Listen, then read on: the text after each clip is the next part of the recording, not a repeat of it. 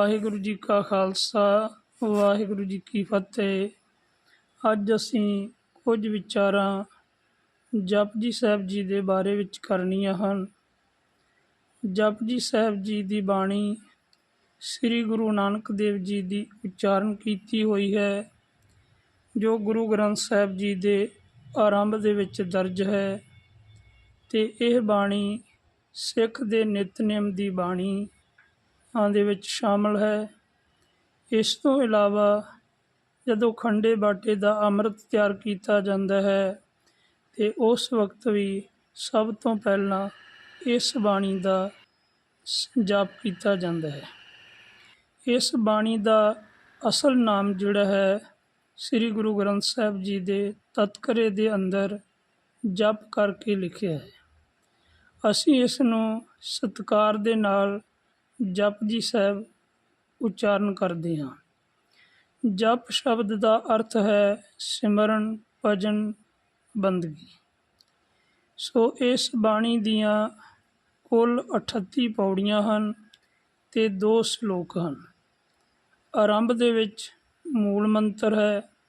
ਮੂਲ ਮੰਤਰ ਦਾ ਅਰਥ ਹੈ ਮੁੱਢਲਾ ਉਪਦੇਸ਼। ਮੂਲ ਮੰਤਰ ਏਕ ਓਂਕਾਰ ਤੋਂ ਸ਼ੁਰੂ ਹੋ ਕੇ ਤੇ ਗੁਰਪ੍ਰਸਾਦ ਤੱਕ ਇਸ ਦੀ ਸਮਾਪਤੀ ਹੁੰਦੀ ਹੈ। ਕੁਝ ਸੰਪਰਦਾਵਾਂ ਮੂਲ ਮੰਤਰ ਦਾ ਸਵਰੂਪ ਆਦਿ ਸੱਚ ਜੁਗਾਦ ਸੱਚ ਵਾਲਾ ਸ਼ਲੋਕ ਸ਼ਾਮਲ ਕਰਕੇ ਨਾਨਕ ਹੋਸੀ ਤੱਕ ਪ੍ਰਚਾਰਦੀਆਂ ਹਨ, ਜਦੋਂ ਕਿ ਇਹ ਜਪਜੀ ਸਾਹਿਬ ਜੀ ਦਾ ਪਹਿਲਾ ਸ਼ਲੋਕ ਹੈ ਤੇ ਅਖੀਰਲਾ ਸ਼ਲੋਕ ਜਿਹੜਾ ਹੈ ਪਵਨ ਗੁਰੂ ਪਾਣੀ ਪਿਤਾ ਵਾਲਾ ਸ਼ਲੋਕ ਹੈ। ਇਹ 2 ਸ਼ਲੋਕ ਤੇ ਕੁੱਲ 38 ਪੌੜੀਆਂ ਜਪਜੀ ਸਾਹਿਬ ਜੀ ਦੀਆਂ ਹਨ ਤੇ ਆਰੰਭ ਦੇ ਵਿੱਚ ਮੂਲ ਮੰਤਰ ਜੋ ਕਿ ਗੁਰਪ੍ਰਸਾਦ ਤੱਕ ਹੈ। ਜਦੋਂ ਗੁਰਪ੍ਰਸਾਦ ਆਉਂਦਾ ਹੈ ਤੇ ਉਸ ਦੇ ਅੱਗੇ ਜੋ 2 ਡੰਡੀਆਂ ਲੱਗੀਆਂ ਹੋਈਆਂ ਹਨ ਉਹ ਸਾਬਤ ਕਰਦੀਆਂ ਹਨ ਕਿ ਮੂਲ ਮੰਤਰ ਜਿਹੜਾ ਹੈ ਗੁਰਪ੍ਰਸਾਦ ਤੱਕ ਹੈ। ਦੂਸਰੀ ਗੱਲ, ਸਿੱਖ ਰਹਿਤ ਮਰਜ਼ਾਦਾ ਜੋ ਪੰਥਕ ਮਰਜ਼ਾਦਾ ਹੈ, ਸ਼੍ਰੋਮਣੀ ਗੁਰਦੁਆਰਾ ਪ੍ਰਬੰਧਕ ਕਮੇਟੀ ਲੱਖਾਂ ਦੀ ਤਾਦਾਦ ਵਿੱਚ ਇਸ ਨੂੰ ਛਾਪ ਕੇ ਤੇ ਫਰੀ ਵਿੱਚ ਵੰਡਦੀ ਹੈ। ਰਹਿਤ ਮਰਜ਼ਾਦਾ ਵਿੱਚ ਵੀ ਮੂਲ ਮੰਤਰ ਜਿਹੜਾ ਹੈ ਏਕ ਓਂਕਾਰ ਤੋਂ ਸ਼ੁਰੂ ਹੋ ਕੇ ਗੁਰਪ੍ਰਸਾਦ ਤੱਕ ਦੱਸਿਆ ਗਿਆ ਹੈ।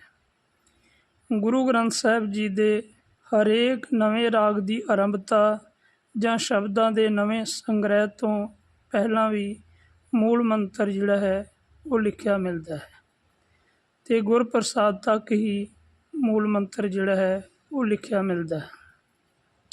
ਇਸ ਕਰਕੇ ਸਪਸ਼ਟ ਹੈ ਕਿ ਮੂਲ ਮੰਤਰ ਜਿਹੜਾ ਹੈ ਏਕ ਓਂਕਾਰ ਤੋਂ ਸ਼ੁਰੂ ਹੋ ਕੇ ਗੁਰਪ੍ਰਸਾਦ ਤੱਕ ਹੈ। ਇਸ ਤੋਂ ਅੱਗੇ ਜਿਹੜਾ ਬਾਣੀ ਦਾ ਨਾਮ ਹੈ ਜਪ, ਤੇ ਇਹ ਜਪ ਜਿਹੜਾ ਹੈ ਇਸ ਨੂੰ ਵੀ 2 ਡੰਡੀਆਂ ਦੇ ਵਿੱਚ ਬੰਦ ਕੀਤਾ ਗਿਆ ਹੈ, ਜੋ ਕਿ ਅੱਗੇ ਆਉਣ ਵਾਲੀ ਬਾਣੀ ਦਾ ਨਾਮ ਹੈ।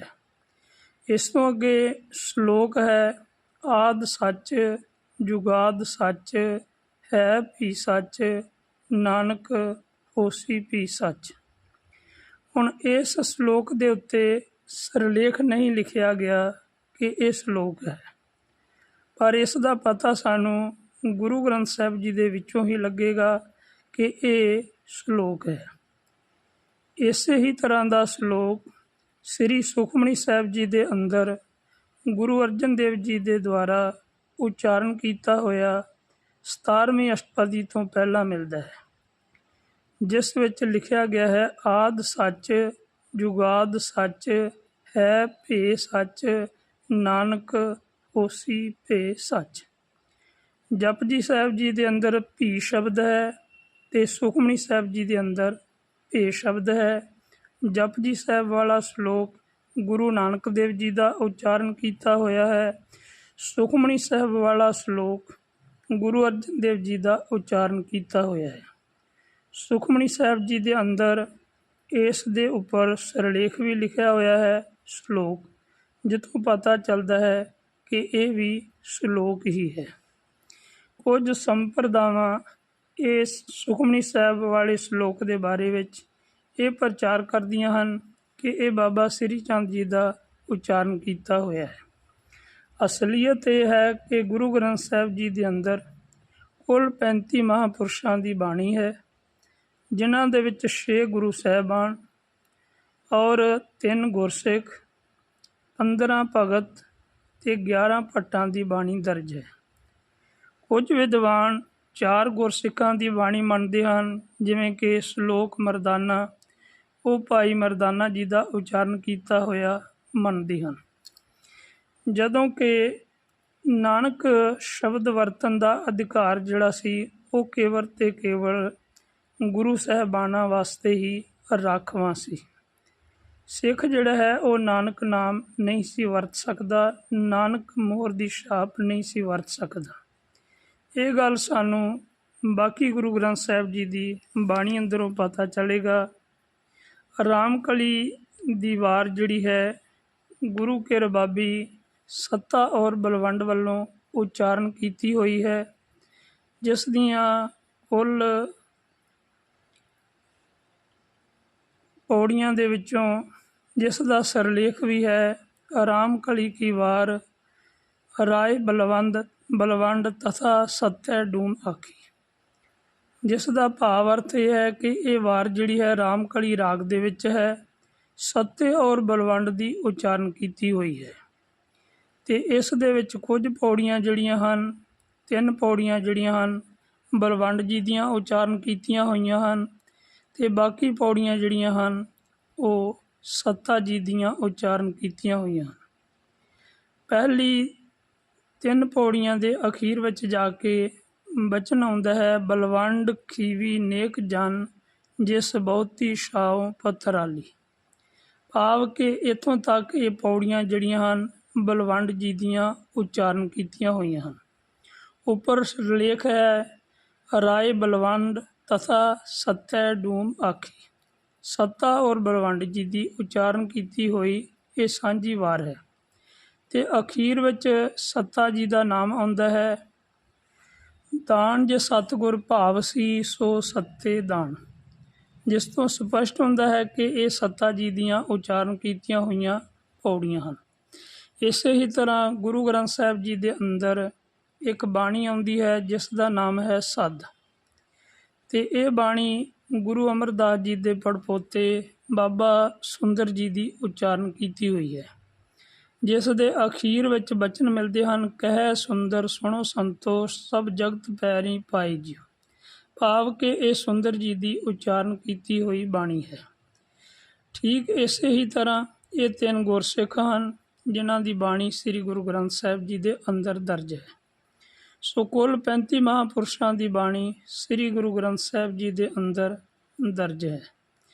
ਜਪਜੀ ਸਾਹਿਬ ਜੀ ਦਾ ਇਹ ਪਹਿਲਾ ਸ਼ਲੋਕ ਗੁਰੂ ਨਾਨਕ ਦੇਵ ਜੀ ਦਾ ਉਚਾਰਨ ਕੀਤਾ ਹੋਇਆ ਹੈ, ਔਰ ਇਸ ਤੋਂ ਅੱਗੇ ਪਹਿਲੀ ਪੌੜੀ ਆਰੰਭ ਹੁੰਦੀ ਹੈ ਤੇ ਕੁੱਲ 38 ਪੌੜੀਆਂ ਹਨ, ਤੇ ਅਖੀਰਲਾ ਸ਼ਲੋਕ ਜਿਹੜਾ ਹੈ ਪਵਨ ਗੁਰੂ ਪਾਣੀ ਪਿਤਾ ਵਾਲਾ ਗੁਰੂ ਨਾਨਕ ਦੇਵ ਜੀ ਦਾ ਉਚਾਰਨ ਕੀਤਾ ਹੋਇਆ ਹੈ।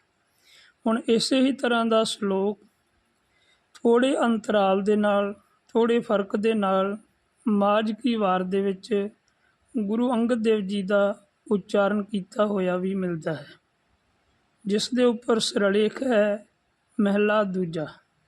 ਭਾਵ ਕਿ ਗੁਰੂ ਅੰਗਦ ਦੇਵ ਜੀ ਦਾ ਉਚਾਰਨ ਕੀਤਾ ਹੋਇਆ ਇਹ ਸ਼ਲੋਕ ਹੈ। ਸੋ ਜਪਜੀ ਸਾਹਿਬ ਜੀ ਦੀਆਂ ਕੁੱਲ 38 ਪੌੜੀਆਂ, 2 ਸ਼ਲੋਕ ਹਨ, ਤੇ ਜਪਜੀ ਸਾਹਿਬ ਜੀ ਦੀ ਬਾਣੀ ਗੁਰੂ ਨਾਨਕ ਦੇਵ ਜੀ ਦੀ ਉਚਾਰਨ ਕੀਤੀ ਹੋਈ ਬਾਣੀ ਹੈ।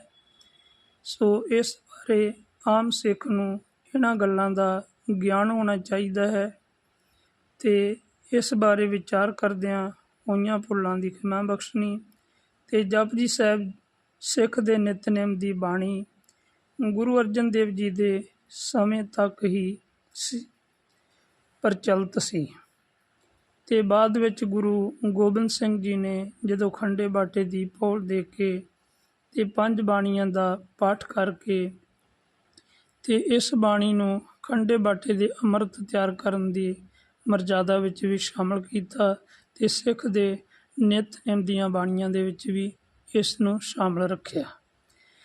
ਭਾਈ ਗੁਰਦਾਸ ਜੀ ਦੇ ਬਚਨ ਮਿਲਦੇ ਹਨ, ਸੋਦਰ ਆਰਤੀ ਗਾਵੀਏ ਅੰਮ੍ਰਿਤ ਵੇਲੇ ਜਾਪ ਉਚਾਰਾ।